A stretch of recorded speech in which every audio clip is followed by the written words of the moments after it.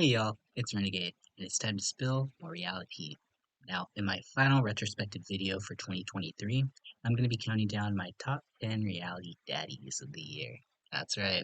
This is going to go out to the menses, the mostesses, and most likely probably distracted me from paying attention to what was happening on these shows, which, to be fair, isn't that hard to do, but I'm not complaining either. So, now we all have our own tastes, and this is merely my favorite eye candy of the year. So if your tastes differ, let's discuss in the comments because when it comes to the men's, we're all winners. And at the end of the day, spread the love.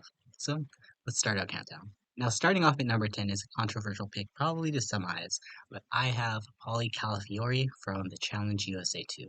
I'll be very real. I kind of do have a toxic taste in men sometimes, and Paulie definitely kind of is not really known for his positive reputation.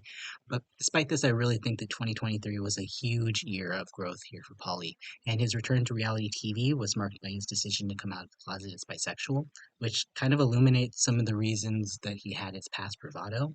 If you're kind of hiding a part of yourself, it's easy to really lash out at others. And I think Paulie has really come to terms with that side of himself, which I think really should be applauded. Half of society's insecurities today would literally be solved if people could just accept themselves for who they are versus trying to play a role. And I really respect him a lot for being able to live his truth. So for that, I feel like that deserves some recognition. Plus, if you've ever Googled his name without the safe search turned on, you'll understand why he's here. I'll be also real. I'm not really a fan of his vampire activities. If you know, you know. But I'm not gonna yuck somebody's young, so you know what you do, you Polly, you by Butch King, you. Coming in at number 9 is probably going to be one of the more random picks on this countdown, and that is Jordan Williams from Netflix's Outlast.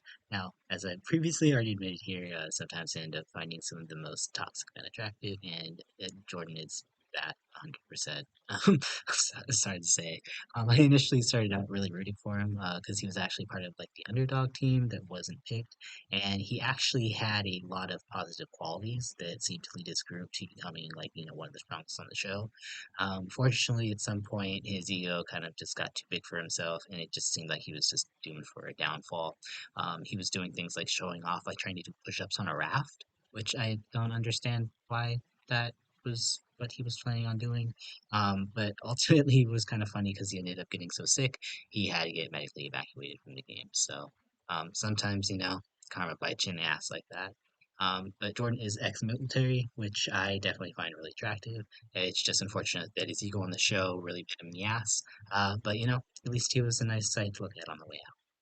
Now, at number 8, we have the trade of both season 8 of RuPaul's Drag Race as well as season 8 of All Stars, and that is 2013 Miss Continental winner Asia Lopez. Now, I recently became a huge fan of Naisha's as she's the host of the Roscoe's viewing parties that they do in Chicago that are posted on YouTube.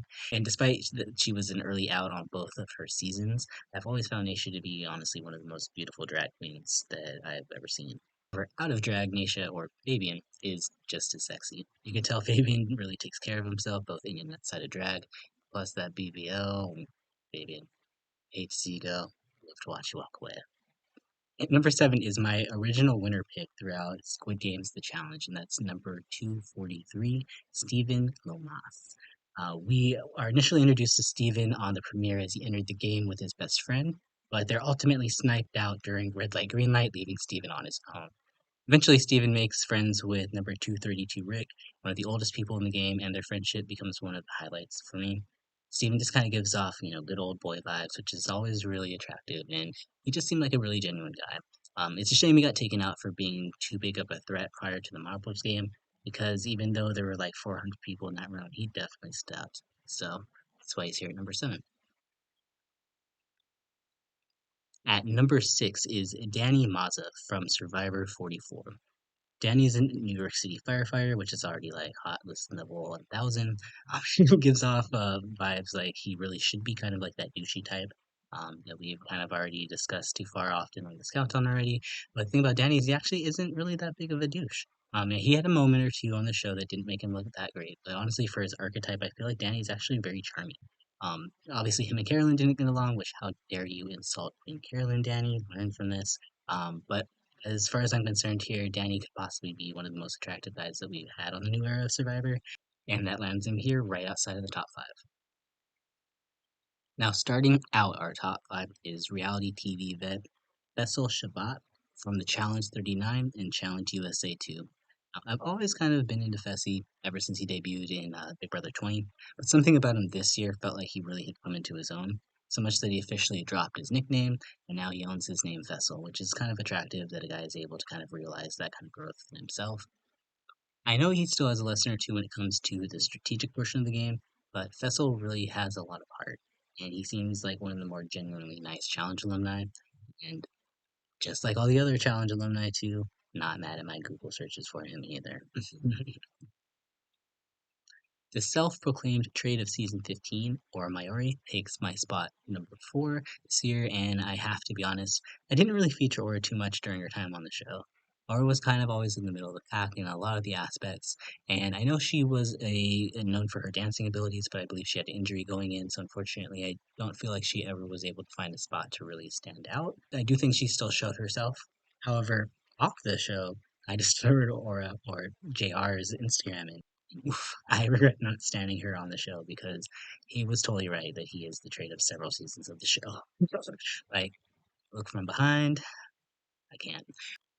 All right, y'all, we are now in the top three, and taking the bronze on my countdown of hottest reality TV men's of 2023 is Roberto Lopez from Big Brother Canada 11. Now, I briefly expressed my disappointment with Big Brother Canada 11 in my best TV shows countdown, but let me just tell you that losing Roberto week 2 is definitely a reason why this whole show went downhill for me. Roberto was easily one of the nicest, most mature guys in the cast, easily among so many hot young bros that just kind of played house last year. He was just a kind of a breath of fresh air amongst them. It's sad because those are kind of the reasons why specifically he found himself a target and was backboard literally week 2.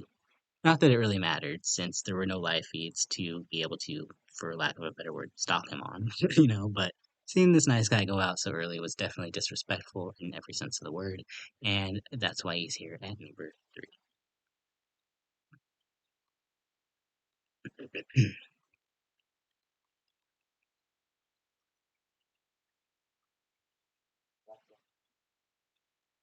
Taking the silver is Now, taking the silver is Aaron Evans from the Traders UK. Now, I usually kind of hate the golden boy archetype, and Aaron definitely falls into that, much like anybody else that I've seen in recent years. But the thing about Aaron that really separates him from most of the guys in this archetype, much kind of like Roberto just before, is he actually is a genuinely sweet guy.